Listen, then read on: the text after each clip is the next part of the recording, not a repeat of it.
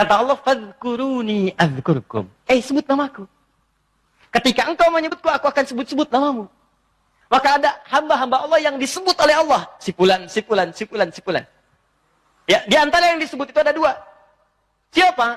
Orang-orang yang sering menyebut nama Allah, khususnya terkait dengan nama-namanya yang mulia. Dari mana taunya? Tafsirkan dengan Quran surah 17 ayat 110. Perhatikan kalimatnya.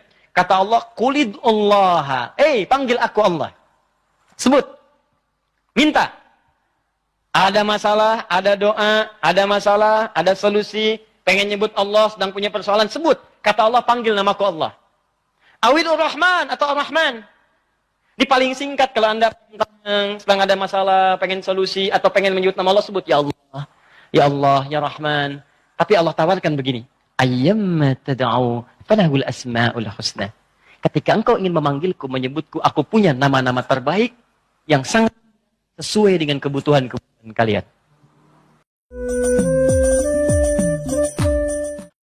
Pertanyaannya, 1. Zikir apa yang dikerjakan oleh Nabi? Kan antara subuh, ba'da subuh sampai kesyurukan zikir. Zikirnya apa yang dikerjakan? Apakah kalimat thayyibah ataukah yang lain? Kita bahas. Yang kedua, selesai sholat kemudian duduk. Apakah duduknya di tempat dia sholat?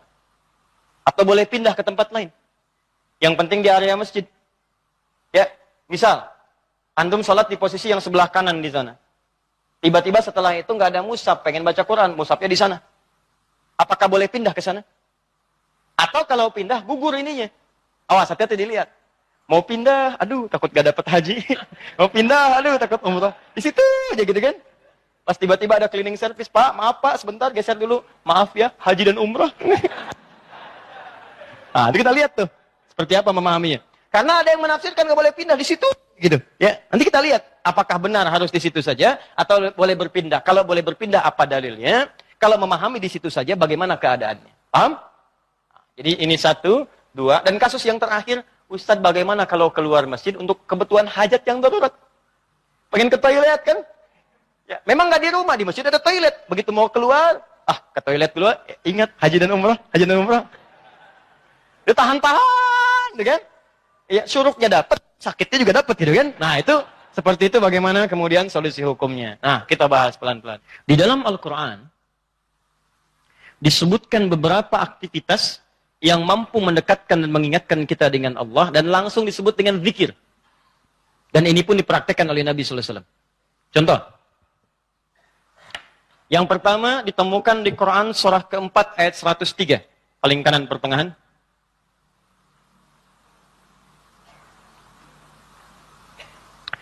فَإِذَا قَضَيْتُمُ الصَّلَاةَ فَاذْكُرُوا اللَّهَ قِيَامًا وَقُعُودًا وَعَلَى جُنُوبِكُمْ.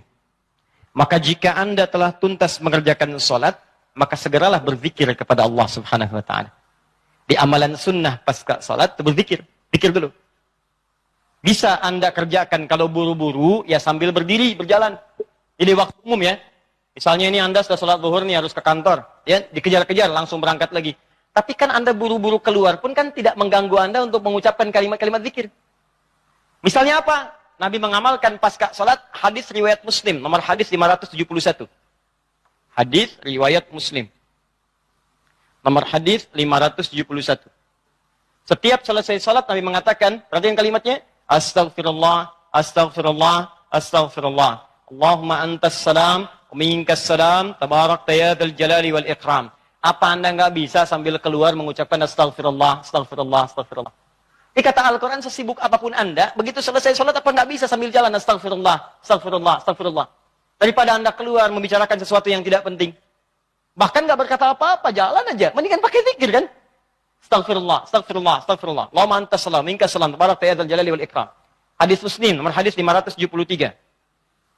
La ilaha illallah wahdahu la syarika lah. Lahul mulku wa lahul hamdu wa huwa ala kulli syai'in qadir. Ya, kalau Anda misalnya nggak terlampau sibuk, silahkan sambil duduk. Konteks tadi setelah selesai menunaikan salat subuh, antum pengen berzikir dulu, maka jenis zikir yang pertama adalah mengucapkan kalimat-kalimat thayyibah. Kalimat thayyibah.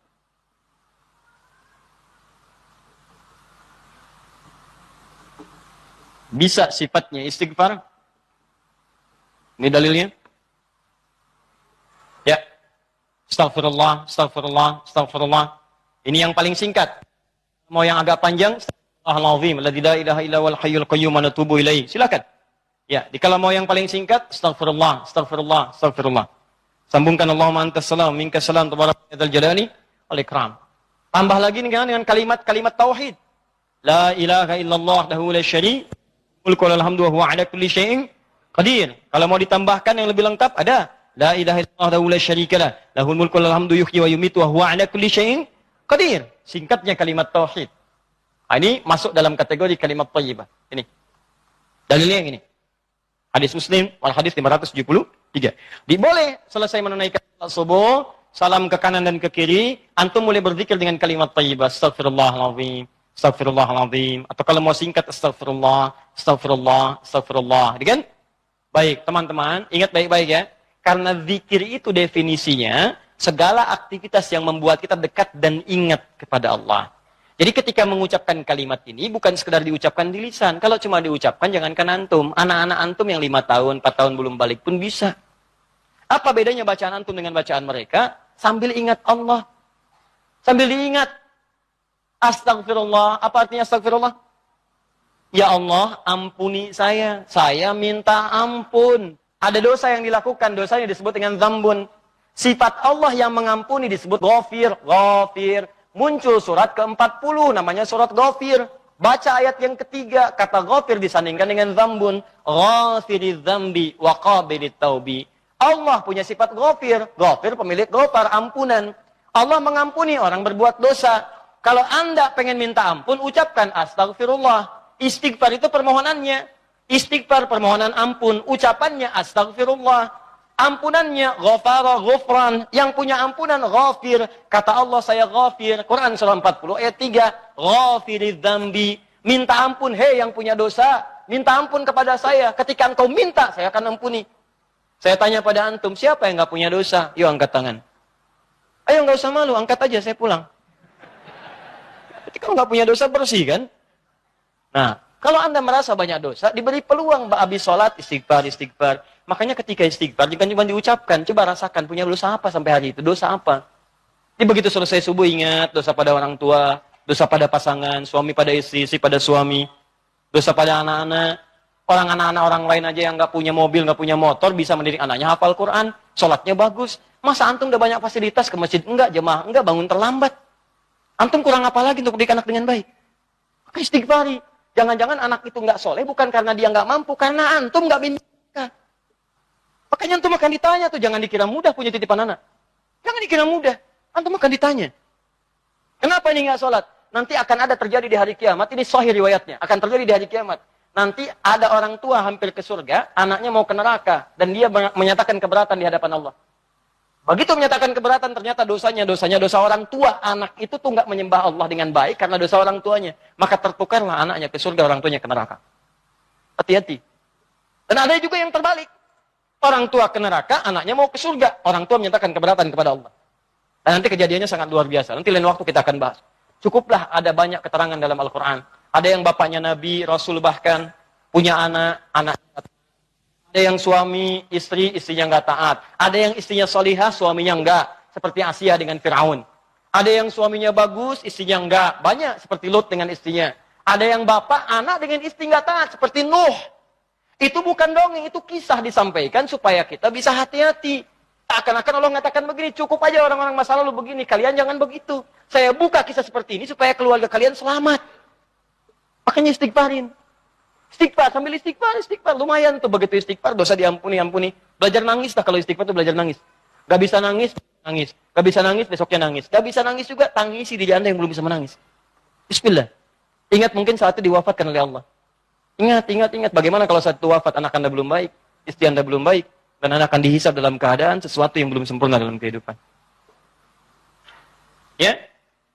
Kemudian juga zikir. Bisa jadi juga bacaan Al-Quran. Baca Al-Quran. Itu masuk kategori zikir. Dalilnya Quran, surah ke-15 ayat 9. Al-Quran disebut oleh Allah dengan zikir. Inna nahnu nazzalna dzikra wa inna lahu lahafizun. Sungguh kami turunkan Al-Quran sebagai zikir, kata Allah. Hal yang mampu mendekatkan seseorang dengan Allah. Makanya kalau antum sedang baca Al-Quran, bukankah perasaan anda merasa lebih dekat dengan Allah? Ya, kalau nggak percaya silakan. Lebih dekat gitu. Nah, kalau sudah semakin dekat hubungannya dengan Allah, jangankan baca, dibacain aja punya getaran dalam jiwanya. Ya, buka Quran surah ke-8 misalnya. Ya, Al-Anfal ayat kedua. Kata Allah, innamal mu'minuna alladzina idza dzukirallah, zikir. Idza dzukirallahu wajilat qulubuhum. Orang-orang yang imannya bagus itu baru dengar nama Allah disebut getaran dalam jiwanya. Makanya kalau pengen ngecek iman, sedang dekat tidak dengan Allah, gampang. Setiap hari Allah perdengarkan namanya 5 kali dalam sehari. Ketika namanya disebutkan itu, antum ada nggak getaran dalam jiwanya? 5 kali dalam sehari. Subuh, zuhur, asar, maghrib, isya. Allahu Akbar, Allahu Akbar. Bukankah nama Allah? Jadi kalau antum sedang dengar suara adzan, itu nama Allah diperdengarkan. Ada getaran nggak di hatinya? Ya, yang imannya hebat itu belum diperdengarkan, dia udah siap-siap. Sebenarnya adzan zuhurnya itu jam 12:08. Kok bisa jam 11 udah siap-siap? Padahal mandi dulu, wudu dengan sempurna, berangkat ke masjid. Itu tandanya imannya luar biasa. Ada orang yang saat dipanggil baru ingat, Allahu Akbar, Allahu Akbar. Ya Allah, sudah masuk zuhur, siap-siap. Imannya standar. Standar. Itu yang biasa. Begitu dipanggil, ingat. Ada orang yang sama, Allahu Akbar, Allahu Akbar. Ya Allah, sudah adzan, baru adzan, belum qomat. Itu iman bermasalah. Imannya lemah bermasalah. Karena itu, hubungan yang dekat dengan Allah, langsung ingat Allah disebut dengan zikir. Karena itu kata Allah, saya turun Al-Quran. Di antara fungsinya untuk zikir. Jadi kalau anda ba'da salat subuh, misalnya, sudah astagfirullah, astagfirullah, astagfirullah, istighfar, syuruk belum muncul. Ambil mushaf. Ya, baca. Saya pengennya istighfar aja Ustaz, astagfirullah, syuruknya belum tiba juga, astagfirullah, belum syuruk juga, ada astagfirullah. Ya. Iya. Ambil mushaf, baca. Pahala lebih banyak. Setiap hurufnya 10 kebaikan. Ya, 10 kebaikan. Ramadan nanti tambah jadi 100. Setiap hurufnya 100. Makanya saya sarankan dari sekarang bikin kurikulum. Nanti bulan depan saat masuk Sya'ban, saya akan terangkan kurikulum Nabi saat di bulan Ramadan. Nanti yang bisa dikerjakan saat Ramadan apa saja. Kelemahan orang Islam sekarang, begitu masuk Ramadan, dia tidak punya rencana kegiatan Ramadan. Akhirnya ketika masuk Ramadan, itu asal saja. Mau baca-baca. Ya tidak, mau taraweh-taraweh, mau enggak-enggak. Awal-awal Ramadan semangat semua, penuh. Lihat pertengahan kemajuan, maju sapnya, maju, hilang. Teruskan. 3. Kalau Ustadz saya tuh misalnya mushaf nggak ada, boleh nggak saya misalnya dari hafalan? Boleh. Karena menghafal Quran itu bagian dari zikir. Bahkan keutamaan menghafal Quran itu 4 kali lebih mulia, lebih utama dibandingkan sekadar baca. Itu ditemukan di Quran surah ke-54. Quran surah ke-54, 4 kali, ayat 17, ayat 22, ayat 32, dan ayat ke-40. 17, 22, 32, dan 40. Yang ini menghafal. Atau mengulang hafalan. Misal, Nabi begitu selesai salat, sudah berzikir, kalimat thayyibah, maka beliau biasa membaca, teman-teman, itu 4 surah utama. Pertama, yang surah kedua Al-Baqarah ayat 255, dikenal dengan ayat kursi. Allahu la ilaha illa huwal hayyul qayyum, la ta'khudhuhu sinatun wa la naum. Seterusnya sampai selesai. Setelah itu membaca Al-Ikhlas, Qul huwallahu ahad. Setelah itu membaca Al-Falaq, Qul a'udzu birabbil falaq. Setelah itu membaca An-Nas, Qul a'udzu birabbin nas. Kalau Anda ingin memilih seperti bacaan Nabi, boleh. 4 ini dibaca. Ayat kursi, Al-Ikhlas, Al-Falaq, An-Nas. Kalau Anda ingin mengulang-ulang hafalan Anda, juz amma misalnya boleh. Baca misalnya, Amma yatasaalun an-naba. Atau saya mulai dari ad-duha boleh. Wad-duha wal-laili idza saja. Terus baca. Sambil menunggu syuruk, sambil mengulang-ulang hafalan. Sah. Zikir. Teruskan, ada juga bentuknya doa. Doa bagian dari zikir. Doa. Dari mana taunya Ustaz? Quran surah ke-7 ayat 205. Praktek nabinya bagaimana Ustaz? Hadis riwayat Ibnu Majah. Nomor hadis 925. Di saat Anda berdoa, itu Anda sedang berzikir. Ya, makanya kan ketika Anda berdoa, Anda merasa lebih dekat dengan Allah kan? Ya, merasa nyambung gitu. Ya, perhatikan kalimatnya. Ketika Anda berdoa disebutnya zikir. Wadhkur rabbaka darru'an wa khifatan wa dunal jahri minal qawl.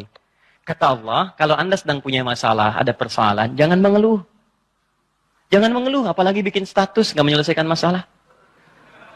Gak masalah bikin status. Dia tidak seperti yang aku kira. Selesai juga enggak. Terus nungguin komentar, itu paling kasihan tuh, nungguin gitu. Aduh, kasihan, belum ada yang komen. Ya, udah 2 jam baru muncul. Kenapa Jeng? Gitu kan, baru dijawab. Iya ya, gelisah hati ini. Muncul lagi komen yang lain. Gak nyangka ya, nyangka. Capek, gak selesai. Masalah selesai, tidak, cuma nambah. Nambah masalah aja. Kata Allah, kalau punya masalah, tenangkan hati, berdoa, sebut nama Allah. Itu lebih memberikan ketenangan. Zikir itu selain mendekatkan kita pada Allah, zikir itu membuat hati lebih tenang. Tenang. Makanya ketika Allah menyebutkan fungsi zikir di Quran surat 13 ayat ke-28. Allah sampaikan begini, ala bidzikrillahi tatma'innul qulub. Kamu mesti yakin, kata Allah, dengan berzikir kepada Allah, hati kamu akan tenang. Makanya kalau sedang punya persoalan, bawa ke zikir. Ambil wudu, baca Quran. Begitu antum baca Quran, walaupun solusi belum tiba, hati lebih tenang. Dan lebih objektif, kalau orang tenang itu dapetin solusinya gampang gitu, tenang. Solusi mudah dicari. Tapi kalau antum gelisah, walaupun ada solusi, nggak akan sempurna nanti masalah diselesaikan. Paham ya? Di doa, itu bagian dari zikir. Di antara doa yang dibacakan oleh Nabi, itu setiap selesai sholat, itu ada kalimat singkat tapi padat. Allahumma, Allahumma, inni atau inna. Kalau inni untuk sendiri, kalau inna untuk banyak. Allahumma inni as'aluka ilman nafi'a wa rizqan thayyiba wa amalan mutaqabbala. Ya Allah, hamba mohon kepadamu, anugerahkan hamba pengetahuan yang bermanfaat. Pengetahuan yang bermanfaat itu pengetahuan yang bisa meningkatkan wawasan dan menguatkan iman. Itu rumusnya di Quran surah 58 ayat ke-11. Jadi kalau teman-teman ngaji dengan siapapun, ustadz manapun, di tempat manapun, ukurannya 2. Wawasannya bertambah enggak? Awas hati-hati, kalau ngaji tapi wawasan nggak bertambah, itu ada sesuatu yang salah di pengajiannya. Ngaji cuman ketawa aja gitu kan. Ya, tapi nggak jelas dapatnya apa. Yang paling aneh ngaji, yang dicari-cari jin, ya kan? Atau apa, itu paling aneh itu. Apa yang didapatkan?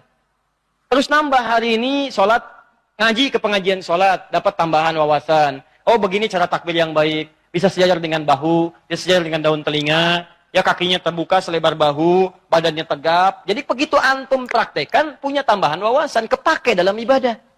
Oh begini cara sujud yang sempurna. Jadi itulah yang disebut dengan teman-teman iman yang ilmu yang baik. Yang kedua, imannya meningkat, lebih dekat dengan Allah. Jadi kalau antum ngaji dimanapun, di antara cirinya wawasannya luas, tapi keimanan pun bertambah. Karena ada orang yang belajar Islam Pak, cuman keimanannya makin berkurang. Itu yang paling aneh tuh orang-orang liberal. Belajar Islam ke Eropa. Belajar Islam ke Amerika. Pulang-pulang konslet. Betul ya, semua agama sama. Menuju Tuhan yang sama. Cuman caranya beda-beda. Ente ini aneh belajar Islam pada orang yang bukan Islam. Belajar sholat pada orang yang tidak sholat. Ya bagaimana bisa mendapatkan nilai-nilai sholat dalam kehidupan? Makanya pulang-pulang pada aneh. Hargailah hak LGBT. Banyak akhirnya. Jadi penyakit akhirnya gitu kan. Nah, dan kita doakan dengan baik, arahkan pada yang baik. Jadi kalau ada yang kurang-kurang tuh kita doakan. Ya buang dulu celaan-celaan. Yang kalau mau dicela itu perbuatannya, bukan orangnya. Cela perbuatannya, kemudian doakan kepada yang lebih baik. Karena boleh jadi dia bisa berubah dalam kebaikan. Paham sampai sini? Jadi demikian teman-teman sekalian. Ya, doa isi. Kemudian di situ, awas hati-hati ya, 2 ya cirinya ya. 1, imannya menguat, 2, wawasan bertambah. Termasuk pengajian saya ini ya, kalau saya mengajar dimanapun, tidak membuat Anda lebih dekat dengan Allah, tolong tinggalkan saya. Anda cari guru lain. Cari guru lain, cari yang baik-baik. Yang membuat Anda lebih dekat dengan Allah. Atau Anda lebih dekat dengan Allah, cuman sayang, wawasan nggak bertambah, itu pun bahaya. Ibadah nggak cukup dengan semangat. Ya Allah, saya banyak dosa, saya pengen berubah ya Allah. Saya semakin kuat imannya, besok saya sholat subuh 4 rakaat. Nggak bisa. Ya. Jadi iman kuat tapi wawasan nggak ada gitu. Begitu sholat subuh 4 rakaat, itu kan bahaya. Ya, paham ya? Nah, jadi 2 ini mesti balance ya, antara iman dengan ilmu itu mesti seimbang. Tayyib. Fokus baik-baik. 1 kita ulangi apa saya tadi, 1 kalimat thayyibat. Yang kedua, bacaan Al-Qur'an, kan? Yang ketiga, baca hafalan ayat-ayat Al-Quran. Yang keempat, doa. Yang kelima, menyebutkan nama-nama Allah atau al-asma'ul husna. Boleh, itu zikir. Ustadz, apa dalilnya? Dalilnya Quran surah kedua ayat 152 ditafsirkan dengan Quran surah ke-17 ayat 110. Quran surah kedua ayat 152 paling kanan sebelah bawah ditafsir dengan Quran surah 17 ayat 110 paling kanan di pertengahan. Ini bagian terakhir. Quran surah kedua ayat 152. Allah minta, fadhkuruni. Kata Allah, zikir, sebut aku, sebut aku, sebut aku. Sebut nama Allah. Orang-orang yang sering menyebut Allah, maka akan disebut-sebut namanya oleh Allah. Indah ya. Antum aja nama disebut-sebut di TV, senangnya luar biasa kan? Wah, Pak Asep adalah jamaah subuh yang sangat luar biasa. Datang ke Masjid Nurul Bahri, jam 3 sudah di masjid, masuk tayangan Anda. Tapi memang disayangkan, jam 3 sudah adzan Pak Asep, ya kan? Tapi kan antum enak. Ya, disebutkan di TV tersanjung.